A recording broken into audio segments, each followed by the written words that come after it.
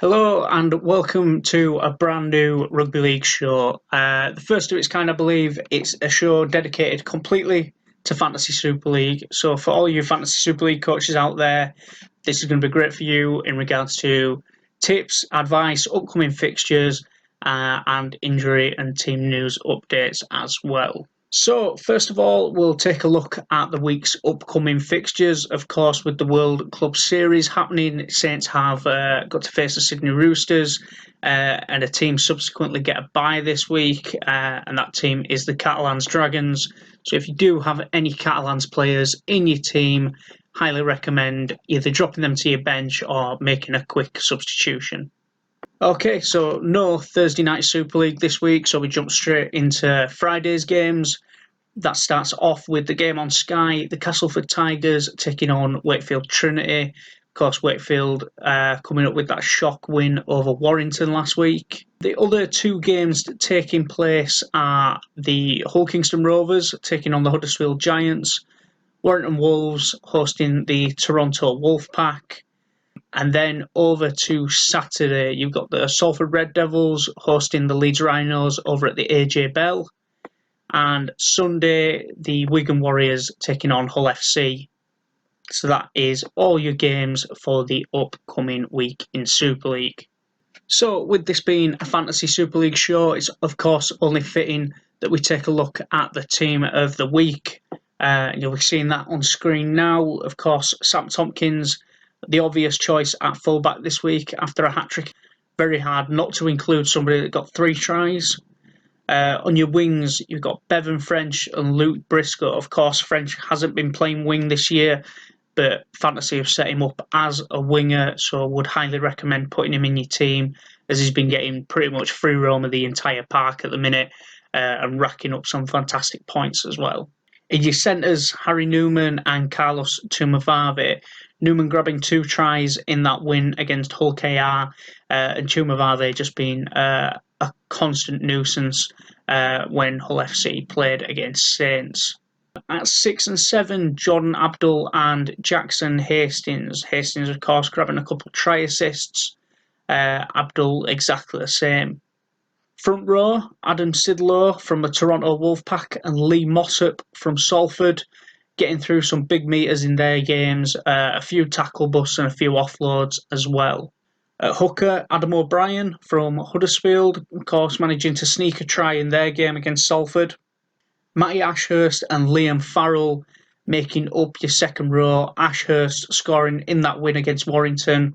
Farrell grabbing 2 tries in Wigan's last outing to secure his spot. And Cameron Smith, of course, grabbing 2 tries as well in that game against Hull KR to stick himself in the 13th spot.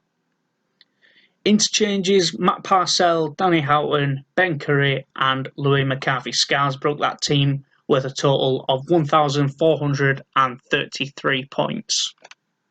So with that, we head over to the CKM Red Rugby League Fantasy League and take a look at the top 5 performers right now. Up in first, John Mason holding out again after having another big week with his team, Johnny's Giants number 1. Take a look at his team now. But as you can see, got quite a few try scorers in his team. A lot of big performers as well. Liam Farrell, one of the big ones to point out again.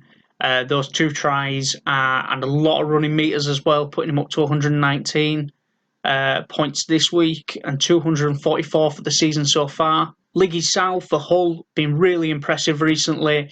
Made a lot of meters, impressed a lot of people since coming across. If he can stay injury-free, he's going to be one of the players that appears in almost every fantasy team towards the back end of the season. Tom Johnston, of course, in that team as well, returning to try-scoring ways. And, of course, Liam Watts and Carlos Tumavave as well, all getting through the points in that team. In the top 5, Johnny's Giants number 1 in first, Rosie's Barmy Army in second, Paseo del Fresno down in third, Beth's Barmy Army in fourth, and Misty Bathwater in fifth. And currently my team, Well, my best performing team is currently down in 11th, languishing towards the bottom of the table. If you've got a team and you're looking for a mini league to join, more than welcome to join this one. Going to put up the pin and password right there for anybody to join. Anybody that's just listening along and is not watching the video, pin 11912 and password 1234. Keep it simple. Going to take a look at my team for the week. Of course, I've got multiple teams, and I'm not going to put you through the torture of sitting through 3 teams.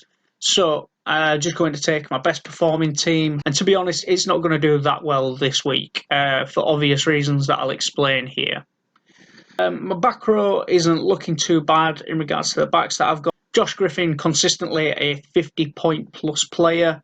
Matty Russell, cheap and cheerful at 90k. Swapped in for Tommy Makinson while he's been out injured, and of course he's away on World Club Challenge duties this week, as is Luke Thompson, who you see on my bench. Had to leave in Joseph Paulo though, as I am fresh out of transfers after some bad decision making at the start of the season, and not putting in any loose forwards in order to be able to swap in and out. Looking at my team, Sam Powell as well, going to come up as 0. I'm stuck on a hooker as well right now. Waln, probably not likely to play this week, as well as Saviello, reportedly is about 50-50, but due to Hull's current injury problems, more likely to play than any other players that I've put on my bench right now. So with that, we take a look at the top 5 performing fantasy players so far this season. Bear in mind, a few teams have missed a game here or there due to the storms the previous week. Here are the top 5. Liam Farrell coming in at 244 points. Jackson Hastings coming up in second on 215 points. Zeb Taylor third, 200 points. Hakim Maludi, probably one of the bargains of the year right now, on 80k on 198 points. And Brad Singleton on 197 points, currently Super League's leading tackler. We move over to the team news. This is the part where we let you know whether any of your players are a doubt, whether there's going to be any potential issues with your team, and you can make those changes before that Thursday deadline. Here's the part of the show where we tell you about all the injury issues. It gives you a chance to swap out any potential 0-point players this week. Starting with the Castleford Tigers. So a lot of people probably sat with an injured Jesse Senelafeo on their bench wondering when he's going to be coming back. No news from Castleford yet. They're yet to release a team, but they've also not released any statements on when Jesse Senelafeo may be back on the field. So right now, your guess is as good as mine. So now's either a good time to swap him out, or just leave him on your bench and hope that you've got a decent prop that you can run in his place for the time being. Adam Milner, still doubtful, of course. He missed last week. No news on whether he'll be back in the team at the time of recording, which is Tuesday PM. Catalans, no need to cover their team news this week. If you do have any Catalans players, get them out of your team for this week. As mentioned before, they've got the bye this round, as they would have been playing St Helens. Over to the Huddersfield Giants, and no injury news on that front from them. Looking like they've managed to come off pretty unscathed in their last few games, but then again, it could just be unpublished injuries. We'll have to wait and see what team they put out. Very different story coming out of Hull FC though, as they incurred a lot of injuries during that Saints loss. Carlos Chumavave is doubtful with an ankle injury after the performance that he put in last weekend. It'll only be later this week whether they confirm whether he'll make the team or not. So at the minute, he's 50-50 pending a fitness test. Josh Bowden, exactly the same. He pulled up last week in the warm-up, didn't make it to the field, and had to be swapped out for Jordan Lane, who's still carrying a rib injury, but took the field last week. How much that took out of him, Again, we'll only know later in the week, but if you do have him in your team, he's likely to be doubtful. Ratu Naologo may be doubtful for this weekend, giving Mahe Fanua a chance to come in and claim a wing spot. Naologo pulled up just before half-time and was forced to leave the field roughly the same time as Hull skipper Danny Houghton was as well. So there could be a lot of reshuffling coming out of Hull this week. Anybody that's holding an Andre Saviello on the bench, highly recommend putting him in because he's likely to take the field again this week if the injuries do not subside. Over to Hull KR, and currently there's whispers that Jordan Abdul may not be 100%, which could open the doors for Joe Keys to come in. We'll have to wait and see as to whether that comes to fruition or not, but Abdul is about 50-50 for this week. Over to the Salford Red Devils now, where the obvious one is Kevin Brown. There'll be a lot of people taking him out of their teams if they had him in the first place. He will be, of course, starting the first of a two-match ban that was handed to him on Monday by the disciplinary panel after what has been deemed a deliberate headbutt, despite his coach's claims. Some more positive news for Salford fans is that Oliver Roberts has been brought in today and will likely be registered in time and available for their game this weekend against the Rhinos. So it could be a decent opportunity to put him in if you're holding him on your bench. And in other news for Salford as well, if you do have an Adam Walker in your fantasy team, probably a good idea to take him out or just move him to your bench until you find out where his future club is, as news broke today that he has left the club by mutual consent. We head over to Toronto for a slightly more sizable injury list, starting with a positive though, and that is the return of Sonny Bill Williams, coming back a little earlier than expected after the birth of his fourth child, so congratulations to him. But he will likely feature in that Toronto team that takes on Warrington. Gadwin Springer went off with what seemed to be quite a bad head knock after a head clash last week, but is expected to play after the concussion protocol, which would see Toronto taken back up to 17 fit or thereabouts match fit players for that game.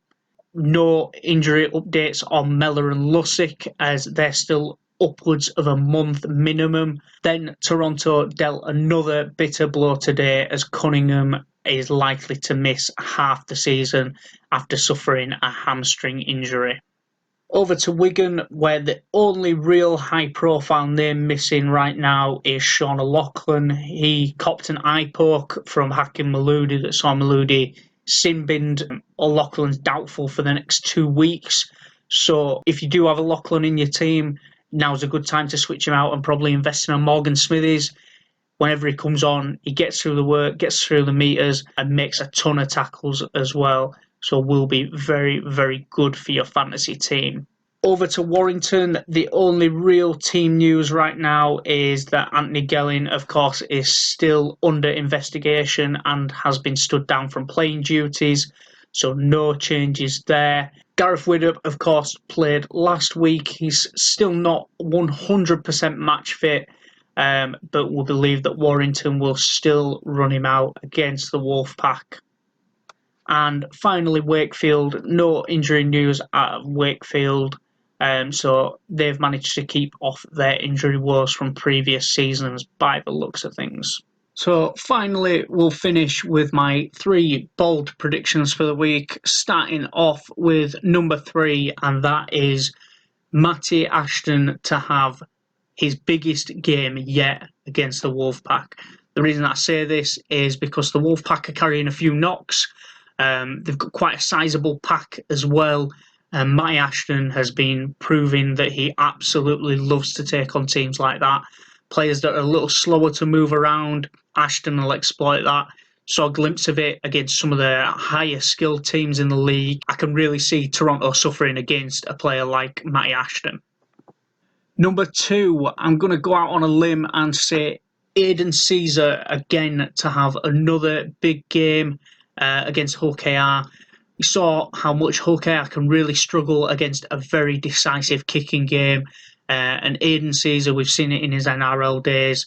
He's got a great boot on him. He's got a lot of vision. So expect Caesar to rack up some points against Hull KR, likely off try assists or at least contributing to kicks that are batted down to become try assists. Number 1 for Harry Newman to continue his fine run of form against Salford. Having seen Newman play at the 19s, he's very much a confidence-based player. Those 2 tries last week will have only renewed that confidence in his own ability. Expect a lot of those very jinking, complex runs, a lot of fending, as that's very much Newman's style. Expect a few tackle busts, maybe a try assist too, but I'm anticipating that he's going to have a really good game against the Red Devils down that right edge with Briscoe outside him. With those bold predictions then, it's time to sign off. I've been Matthew Wright from CKM Red Rugby League. If you would like to join our Fantasy Super League, again, the links are there. The pin is there. Thanks for watching. Any feedback on the show, leave a comment, leave a like, let us know.